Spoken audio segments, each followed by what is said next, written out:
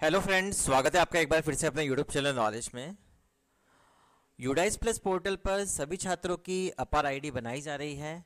अपार आईडी कैसे बनानी है इससे रिलेटेड वीडियो मैं पहले भी अपलोड कर चुका हूं। आज भी इस प्रोसेस के बारे में जानेंगे कि हमें अपार आईडी कैसे बनानी है।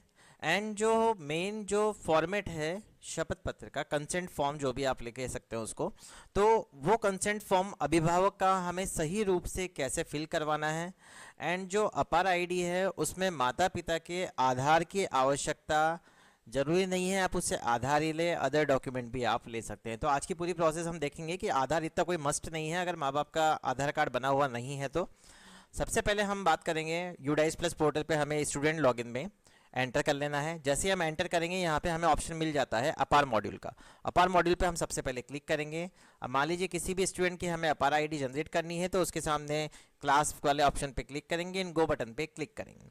गो बटन पे क्लिक करने के बाद यहाँ स्टूडेंट्स की बेसिक डिटेल ओपन हो जाएगी। यहाँ पे हमारे सामने ऑप्शन मिलेगा जनरेट का, इस पर हमें क्लिक करना है।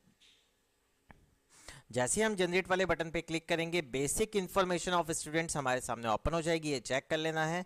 अगर किसी भी तरह की आपको कोई समस्या लगती है तो स्टूडेंट की जनरल प्रोफाइल या नोट दिया हुआ है to update any of above field visit general profile section of this student. जो जीपी एफपी होता है वो हमें कंप्लीट कर लेना है। यहाँ जीपी से ही ये वाली डिटेल फिल हो जाएगी।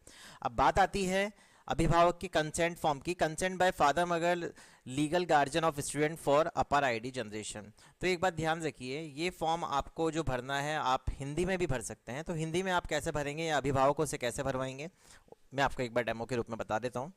यहाँ पे आप देखेंगे अपर आईडी बनवाने के लिए विद्यार्थी के माता पिता कानूनी अभिभावक की सहमति। कानूनी आपको वहाँ पे फादर मदर गार्जियन, इसका मतलब ये है। विद्यालय का नेम आपको सबसे पहले लिखना है, ये डमी के रूप में मैंने डाल रखा है अभी।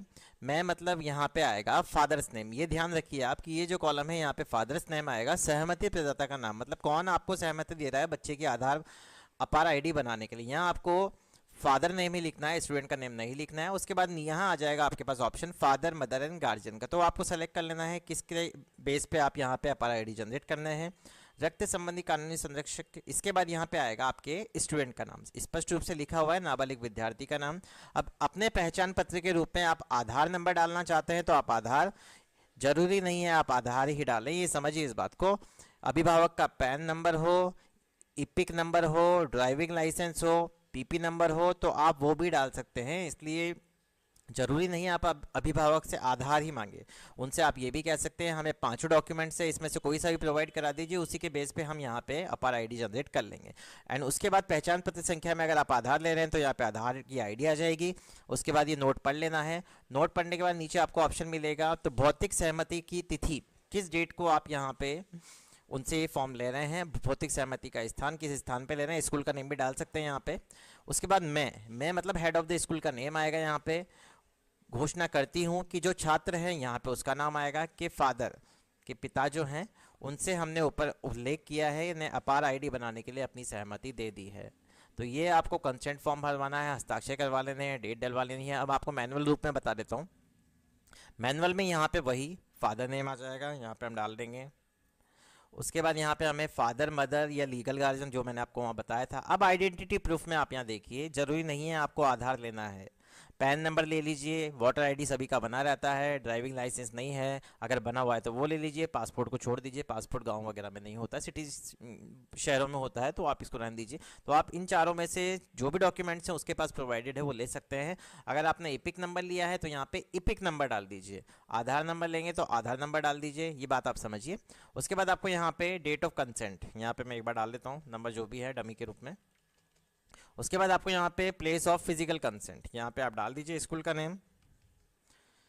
उसके बाद डेट ऑफ फिजिकल कंसेंट तो आपको डेट डाल दीजिए। उसके बाद स्क्रॉल करेंगे, स्क्रॉल करने के बाद यहाँ स्टूडेंट के हेड का नेम आ जाएगा। इसके बाद आपको इसको सबमिट पे क्लिक करना है। Are you sure want to generate APAAR ID, जैसे आप कंफर्म बटन पे क्लिक करेंगे आपकी अपार आईडी सक्सेसफुली यहाँ से जनरेट हो जाएगी। उसके बाद आप वापस से अपार मॉड्यूल में जाइए, यहाँ क्लास सेलेक्ट कीजिए, सेक्शन सेलेक्ट कीजिए। अब आप देखेंगे यहाँ पे इस तरह से यहाँ पे आपकी अपार आईडी जनरेट होके आ जाएगी। तो ये बहुत सिंपल प्रोसेस है, बट इसको जो स्टूडेंट का डाटा है वो यूडाइस प्लस पोर्टल पर बच्चे के आधार में मैच होना चाहिए, नेम, जन्म तिथि जो भी डेट ऑफ बर्थ है, ये तीनों चीज़ें मैच होनी चाहिए। स्टूडेंट नेम का करेक्शन भी दिया हुआ है, अगर आधार वगैरह में डिटेल सही है।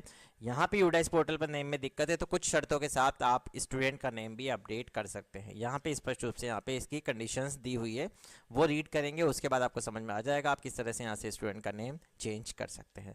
अगर आपको वीडियो पसंद आया हो तो प्लीज़ चैनल को सबसे पहले सब्सक्राइब करें, वीडियो को लाइक और शेयर करना ना भूलें। Thank you so much.